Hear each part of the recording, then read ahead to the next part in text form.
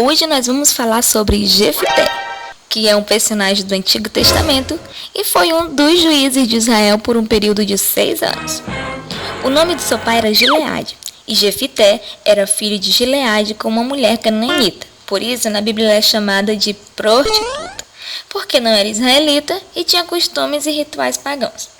Bom, Gileade teve outros filhos com a sua esposa, e quando estes meios irmãos de Jefté cresceram, expulsaram Jefté da casa do seu pai, para que ele não tivesse direito à herança. Jefté foi humilhado e fugiu dos seus irmãos e foi habitar em Tobi. O texto ainda relata que homens levianos se juntaram com Jefté e saíram com ele. Depois de algum tempo, houve um probleminha em Israel. Os filhos de Amon se levantaram contra Israel e os anciões de Gileade foram correndo procurar Jefté para pedir o quê? Ajuda. Então, meu amigo, nada como um dia após o outro. Foi a coisa apertar e os gileaditas se lembraram da coragem de Jefté, que havia sido expulso da casa do seu pai pela ganância dos seus irmãos. Mas isso não passou batido, hein? Jefté disse aos anciões de Gileade: porventura não me odiastes a mim, e não me expulsastes da casa do meu pai? Por que, pois, agora viestes a mim, quando estais em aperto? Você vai ler lá em Juízes 11:7. Depois de tudo que fizeram contra Jefté, os gileaditas ainda tiveram a cara dura de pedir ajuda dele. E a vida é assim mesmo, e o mundo dá voltas. A proposta dos anciões de Gileade era que Jefté os livrasse dos filhos de Amon e depois se tornasse chefe sobre eles.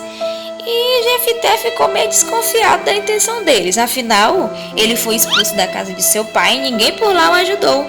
Mas os anciões juraram por Deus que tinham as melhores intenções do mundo e que cumpririam a promessa. Jefté arrumou a boroca e voltou para Gileade e foi aclamado chefe e príncipe sobre eles. Então Jefté começou a tomar suas providências e mandou mensageiros ao rei estrategicamente. Para quê? Para evitar derramamento de sangue. Mas as negociações não deram muito certo.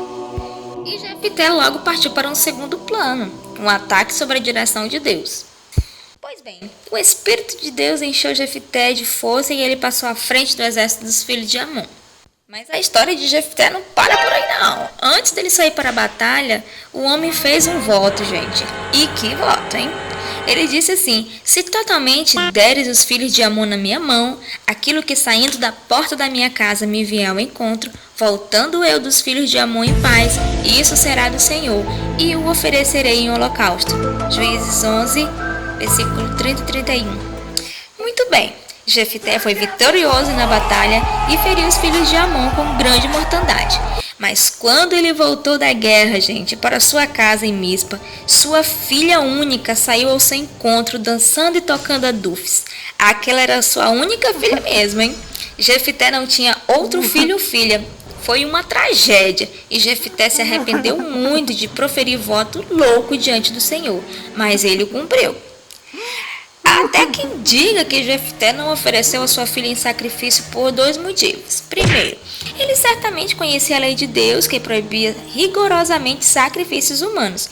E por certo sabia que Deus tinha tal ato como uma abominação intolerável. Você vai ler isso lá em Levítico, Deuteronômio, por ali. E segundo, a menção enfática de que ela não conheceu o varão. Não se casou, deixou claro que ela foi apresentada a Deus como sacrifício vivo, dedicando toda a sua vida como virgem e ao serviço do Santuário Nacional de Israel.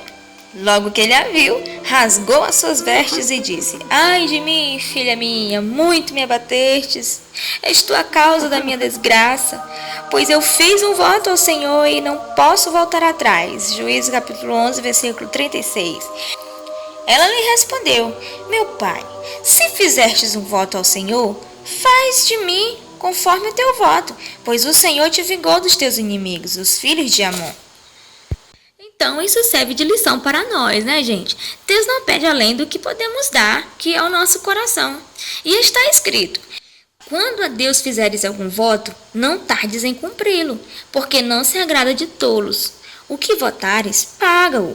Melhor é que não votes do que votares e não cumprires. Eclesiastes capítulo 5, versículo 4 e 5.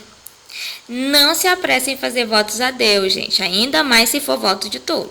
O melhor presente que se pode dar a Deus é reconhecer seu filho como Salvador. Então é isso, pessoal. Espero muito mesmo que vocês tenham gostado. E não esqueça de se inscrever no nosso canal e dar um like aí no vídeo, tá bom? Até a próxima. Tchau!